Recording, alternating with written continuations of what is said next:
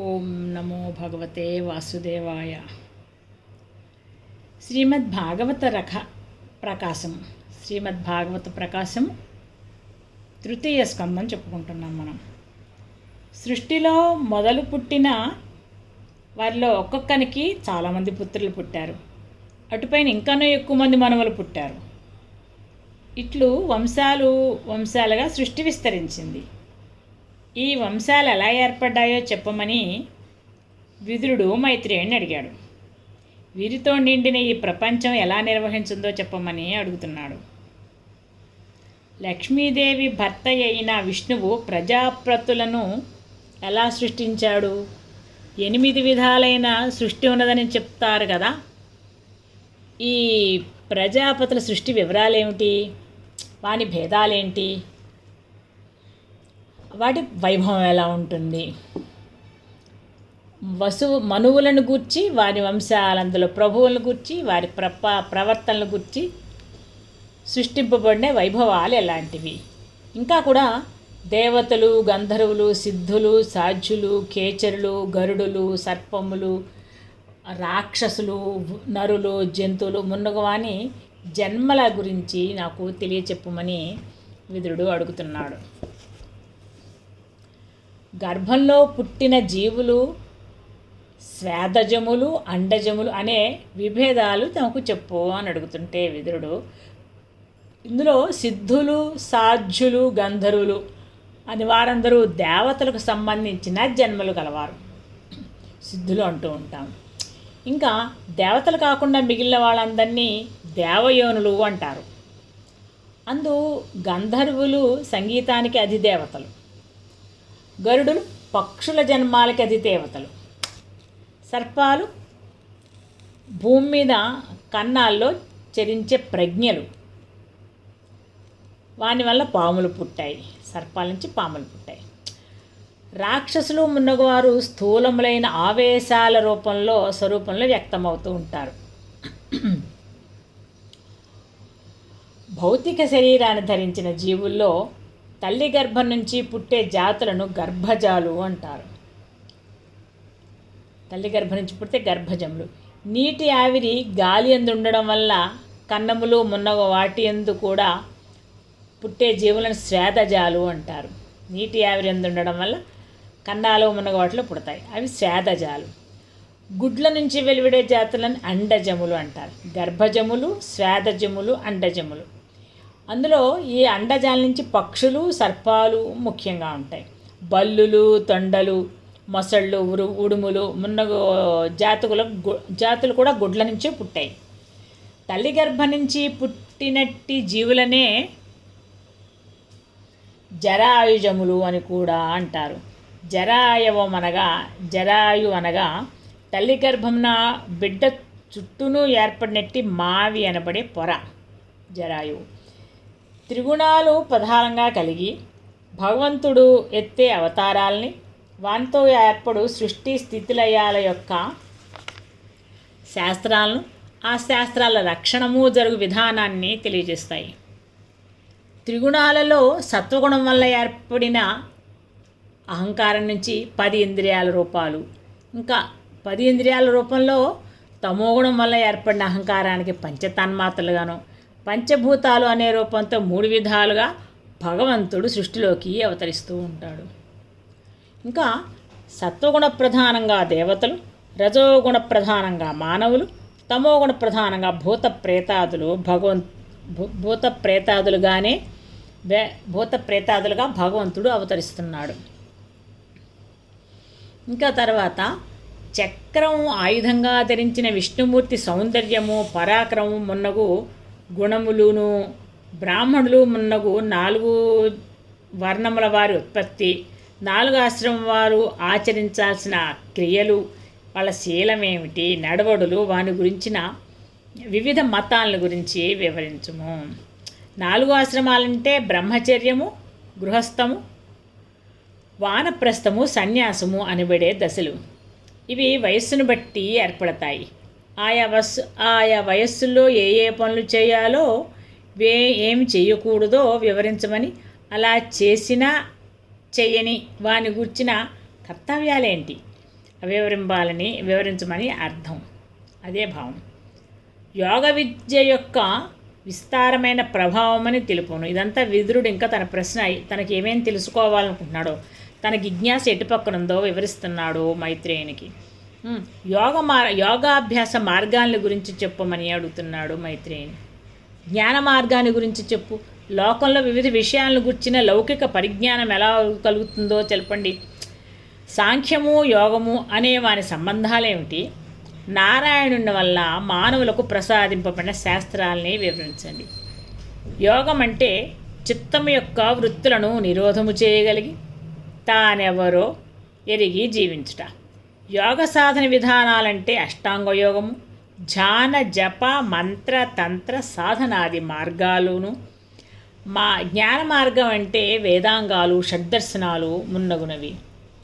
పరిజ్ఞానం అంటే లోకంలో ఎవనితో ఎలా మెలగాలి, ఏ సంపదలేని ఎలా వినియోగం చేయాలో తెలుసుకోవడం. సాంఖ్యం అంటే శాశ్వతమైన సృష్టి విజ్ఞానం. దానిని దినచర్యతో జోడించడమే యోగం అనబడుతుంది. దీనినే కర్మయోగం అంటారు.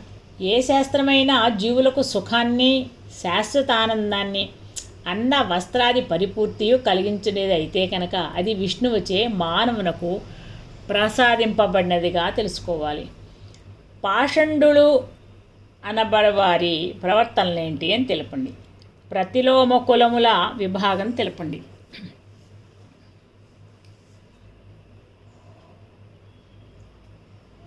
జీవులు తమ గుణాలతోటి, స్వభావంతో, కర్మలతో, సంభాషణలతో ఒకరినొకరు వేరుగా ఉన్నా కూడా పరస్పర విరోధం లేకుండా జీవించు సాధన ఎట్టిదో తెలపండి.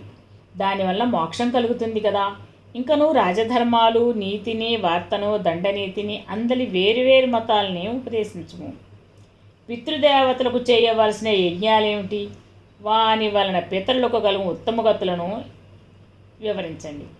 తారకలు, గ్రహాలు కాలచక్రంలో ఎలా తిరుగుతూ ఉంటాయో చెప్పండి.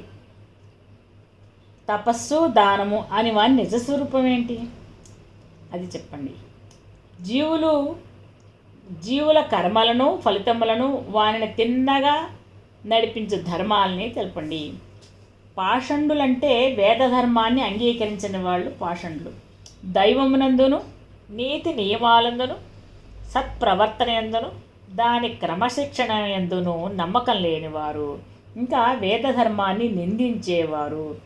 ప్రతిలోమ కులాలంటే ఆచరింపకూడని వివాహ విధానాలు ఏర్పడే వంశాలు. ప్రతిలోమ కులాలంటే ఇవి అనులోమానికి వ్యతిరేకాలు. బ్రాహ్మణుడు క్షత్రియ, వైశ్య, శూద్ర స్త్రీలలో ఒకరిని వివాహం ఆడవచ్చు. క్షత్రియుడు వైశ్య, శూద్ర స్త్రీలలో ఒకరిని వివాహం ఆడవచ్చు. వైశ్యుడు శూద్ర స్త్రీని వివాహం ఆడవచ్చు. ఇట్టి వివాహం ఆపస్సమయములలో మాత్రం చేసుకోవచ్చు. ఇక ప్రతిలోమ వివాహం అంటే బ్రాహ్మణ స్త్రీ క్షత్రియ, వైశ్య, శూద్ర పురుషులను వివాహమాడుట, క్షత్రియ స్త్రీ వైశ్య శూద్రులలో వివాహమాడుట, వైశ్య స్త్రీ శూద్ర పురుషుని వివాహమాడుట. ఇది ప్రతిలోమ వివాహం. ఇట్టిది ఆపత్సమయమున కూడా ఆచరింపరానిదని, ఆచరించినచో పాషండ ధర్మం అవుతుందని చెప్తారు.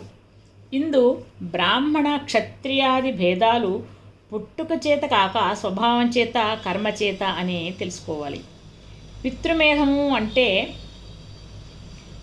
పితరులను గూర్చి చేయు యజ్ఞాలు. స్త్రీకి గర్భమున పిండోత్పత్తి పరిశుద్ధిగా ఉండడానికి తగిన ఆహార పరిశుద్ధియు, వ్రతాదులను దీని యందు చెప్పబడును. ఈ పరిశుద్ధి వలన దేహము విడిచిన ఉత్తమ జీవులు మళ్ళా వారి వంశముననే బిడ్డలుగా జన్మించుటకు అవకాశం ఏర్పడుతుంది. కుటుంబమున దాంపత్య పరిశుద్ధి లేనిచో చనిపోయిన పెద్దలు వారి ఇంటైక పుట్టక ఇతర పవిత్ర కుటుంబములను వెతికి కొనవలసి ఉండును. తారలు అంటే గగనమున మినుకు మనుచు కనిపించు చుక్కలు. వీరందరూ సూర్యమండలాలు. ఒక్కొక్క తార చుట్టూను తిరుగునట్టి గోళాలను గ్రహాలు అంటారు. కాలచక్రం అంటే సంవత్సరములు, అయనములు, మాసములు, ఋతువులు, పక్షములు మొదలగు విభాగము గల కాలం. జీవులకు ఆపదలు సంభవించినప్పుడు ఆచరింపవలసిన ధర్మాలను తెలిపండి. నారాయణుడు సంతోషించేటట్లుగా ప్రవర్తించవలసిన మార్గాన్ని ఉపదేశించండి.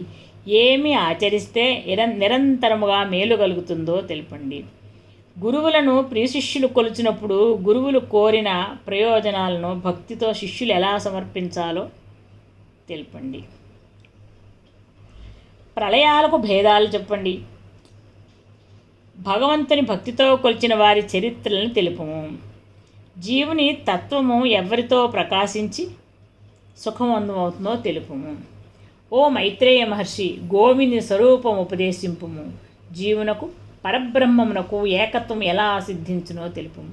దాని కొరకు చేయవలసిన భావన ఎట్టిది? ఉపనిషత్తుల యందు గల పరమార్థం ఎట్టిది?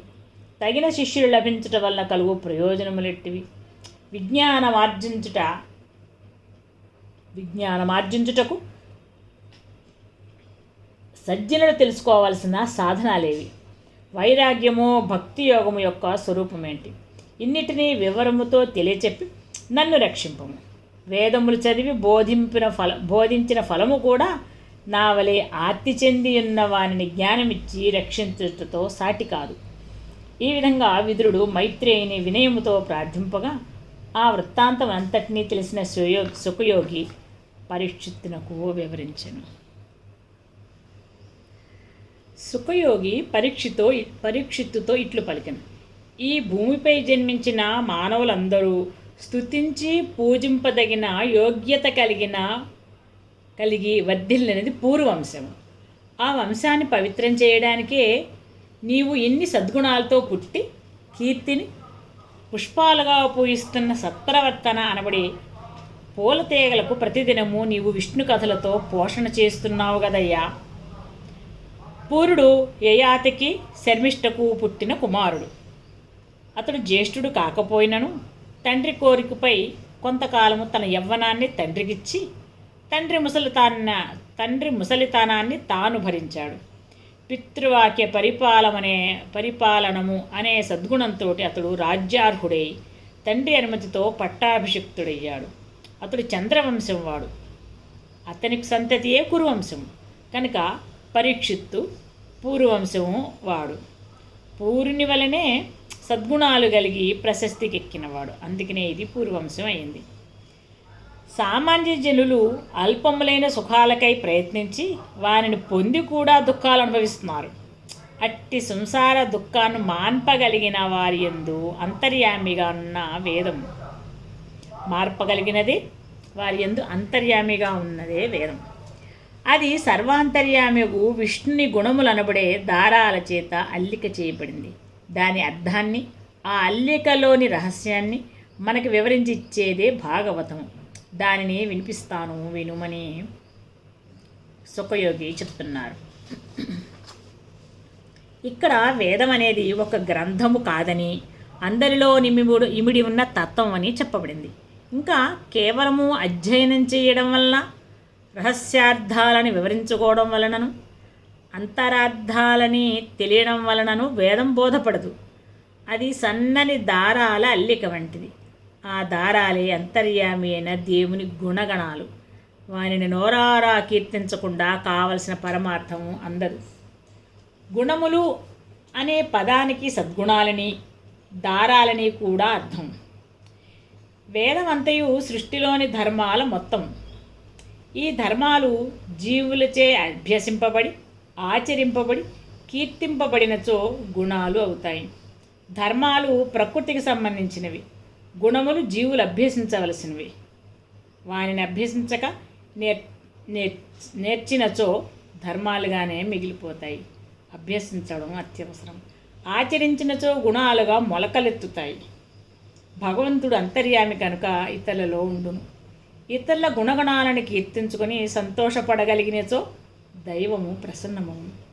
లేనిచో వేద గ్రంథాలు పఠించినను లాభం లేదు. ఈ రహస్యము భాగవతము అంటారు.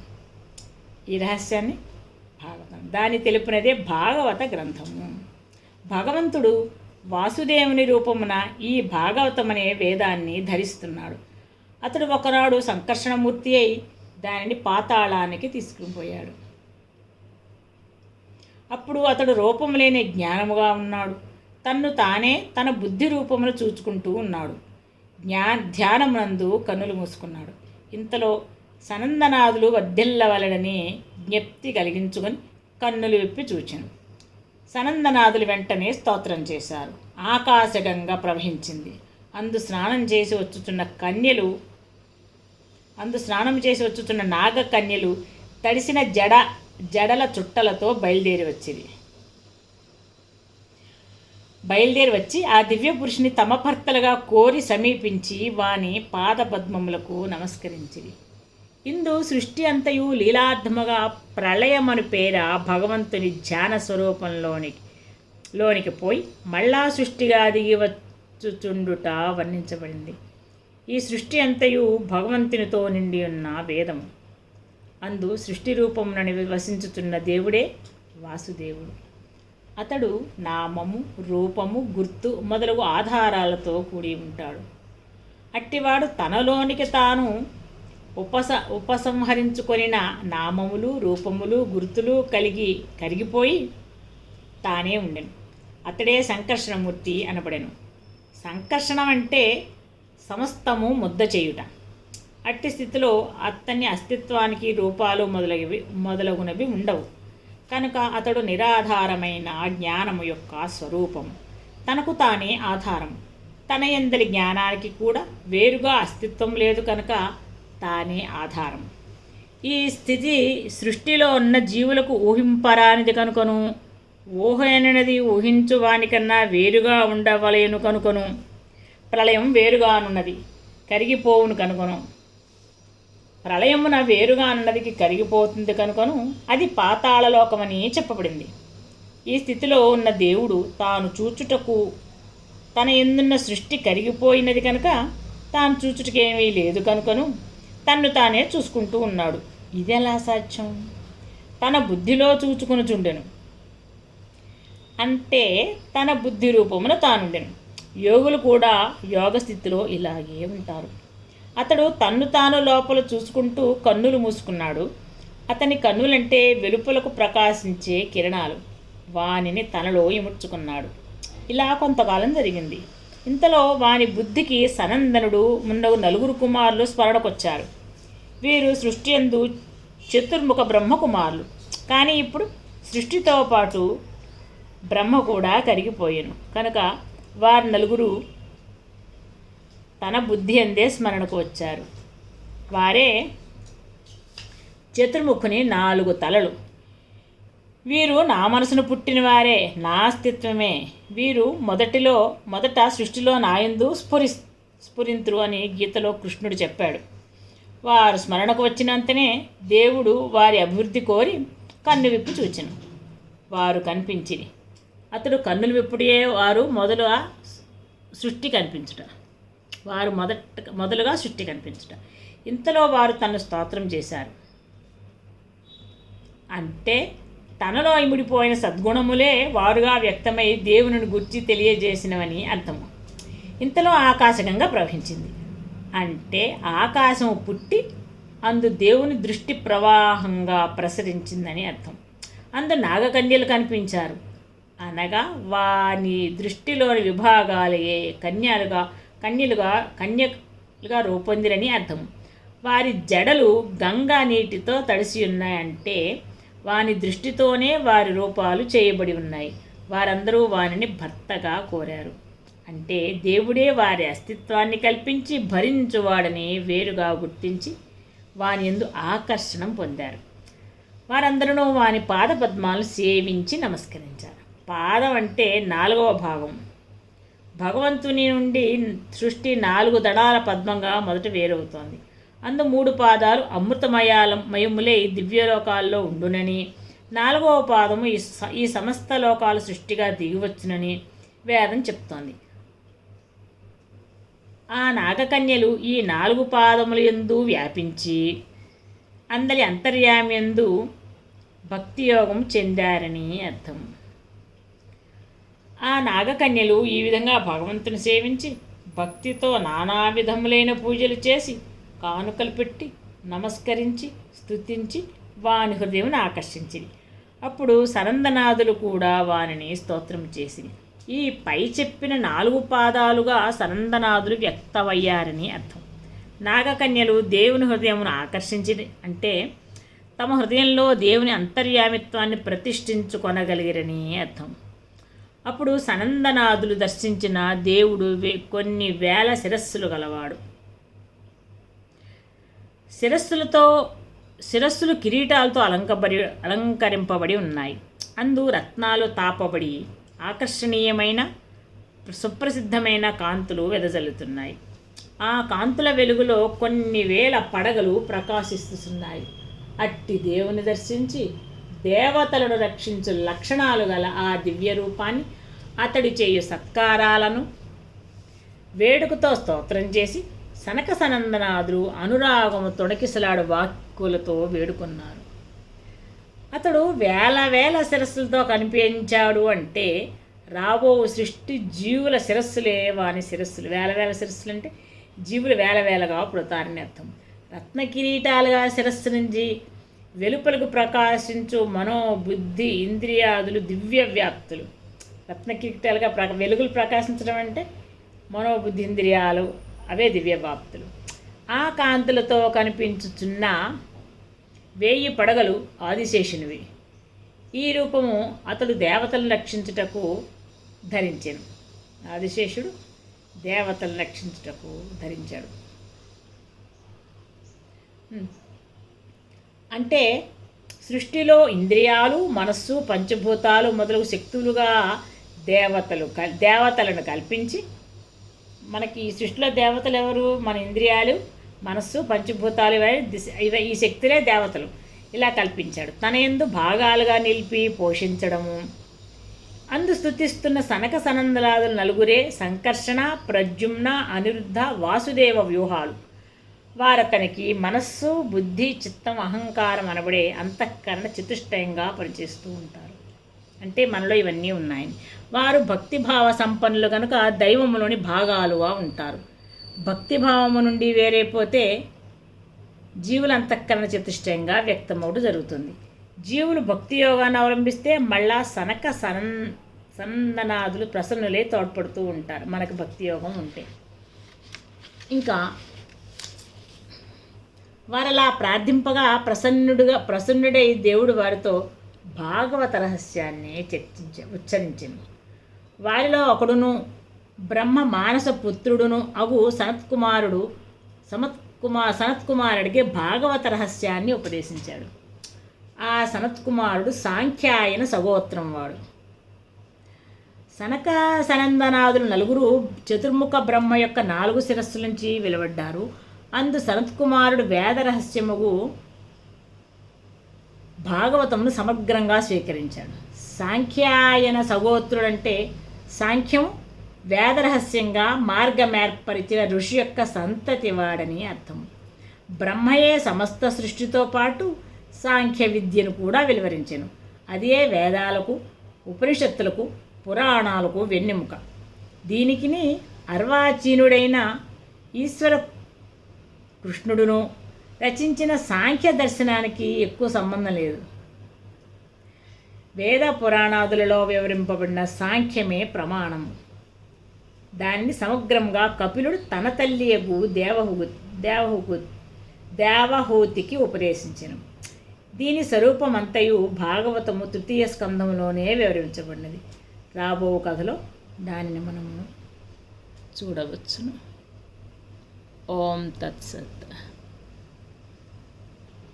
శాంతాకారం భుజగశయనం పద్మనాభం సురేశం విశ్వాకారం గగనసదృశం మేఘవర్ణం శుభాంగం.